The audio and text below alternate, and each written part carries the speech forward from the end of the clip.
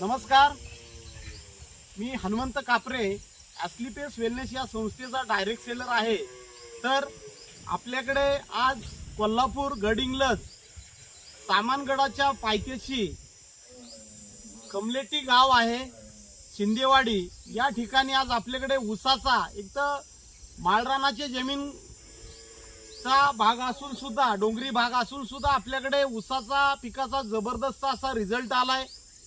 तर आपण इथले शेतकरी जे आहेत आपण तो रिझल्ट जो आलाय तो त्यांच्याच आपण तोंडून ऐकूया।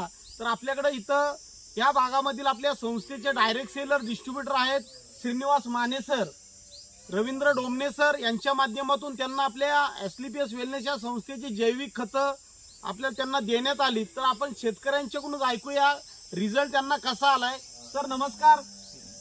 तर तुम्हाला हा जो तुमचा ऊस आहे तर तुम्हाला त्याच्याविषयी कसं वाटतंय? काय तुम्ही ते सेशन मध्ये सांगितलं त्यांनी औषध काय आम्ही फवार केला जे असेल ते श्रीनिवास माने सरांनी जे काय आपली खतं दिलेत त्याचा त्यांना रिझल्ट त्यांना जो आलाय तर रिझल्ट कसा वाटतोय तुम्हाला याचा? छान वाटतं, छान वाटतं। कसे त्याचे फुटवे वगैरे तुम्ही सांगा आम्हाला एक नंबर। एका डोळ्याला 10-15 ऊस, एका डोळ्याला 15 पर्यंतचे फुटवे आहेत। आणि रान कसं आहे तुमचं?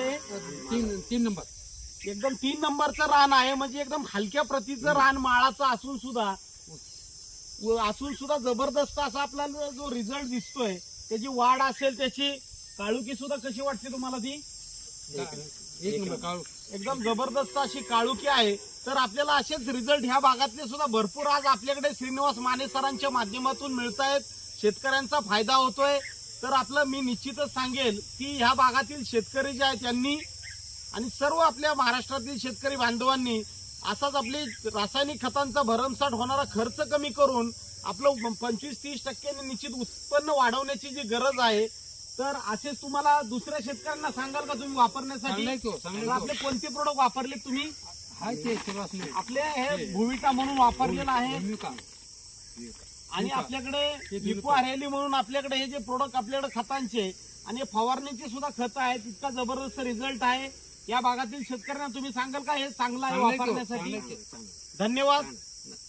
निश्चितच अशा पद्धतीने सर्व तुम्हाला शेतकरी बांधवांना इथं चांगले असे रिझल्ट येण्यासाठी सर्वांना शुभेच्छा देतो।